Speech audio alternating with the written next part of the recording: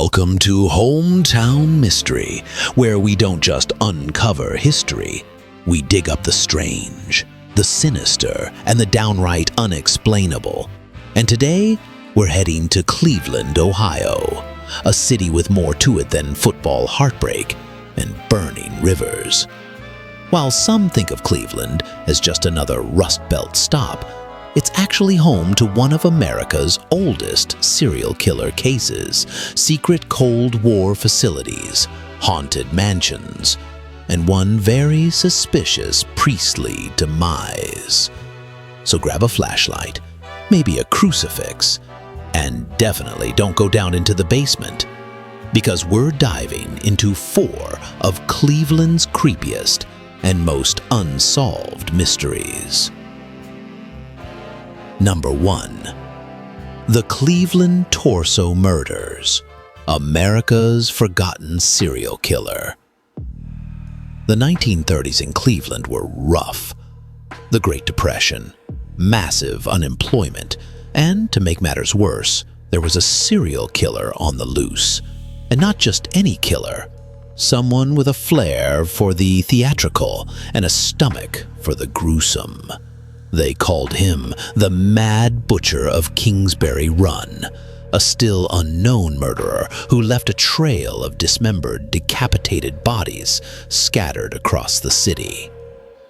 At least 12 victims, maybe more, heads removed, bodies burned, dissected, or tossed in plain sight.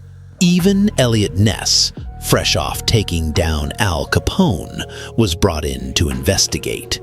He made bold moves, raided homeless camps, burned down shanty towns, made a few enemies, but he never got close to solving it.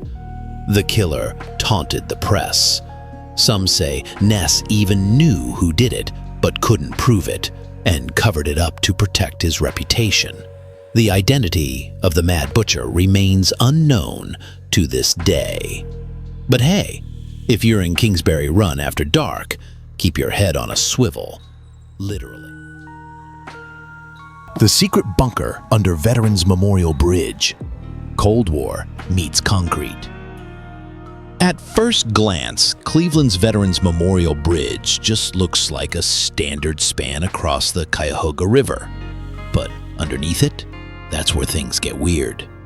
Back in the Cold War, the city secretly constructed what looks like a nuclear fallout shelter under the bridge, complete with sealed rooms, rusted signage, power stations, and phone hookups. Urban explorers have documented eerie corridors marked with military designations, locked blast doors, and an old generator room that's still surprisingly intact. The city won't say much about it. Official statements call it decommissioned infrastructure. But some believe it was designed as a command post in case of Soviet attack, or something a little more experimental. There are rumors of tunnels that connect the bridge bunker to downtown courthouses and police stations, and one door that's still marked Federal Access Only, rusted shut. So, what was really going on under Cleveland while everyone was worried about bombs above? One thing's for sure. The best secrets in the city aren't buried. They're bolted behind steel underpasses and covered in concrete. Number 3. The Ghost Boy of Franklin Castle, a mansion full of secrets. Welcome to Franklin Castle, one of Ohio's most famously haunted homes. Built in the 1800s by wealthy German immigrant Hannes Tiedemann, it was supposed to be a showpiece of Victorian architecture. But instead it became a stage for death, grief, and very strange rumors. The Tiedemann family was plagued by tragedy. Within a few short years, the family lost multiple children, including a young boy said to have died mysteriously in the house's tower. Legend says he was locked away because of a condition that made him an embarrassment. His ghost, the so-called Ghost Boy, is still said to run through the halls, knock on doors, and even cry late at night. But the weirdness doesn't stop there. There are hidden rooms, a trap door in the tower, and a now walled-off tunnel system beneath the home that some believe was used for prohibition smuggling, or worse.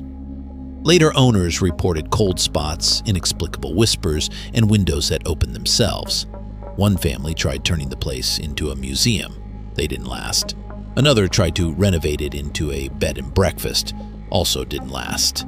Honestly, when your guest book includes phrases like, "invisible child breathing on my neck," maybe stick to Airbnb.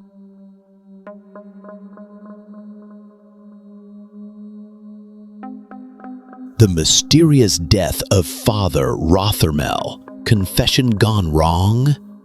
In 1975, Father Otto Rothermel was a respected and mild-mannered priest serving a quiet parish on Cleveland's east side.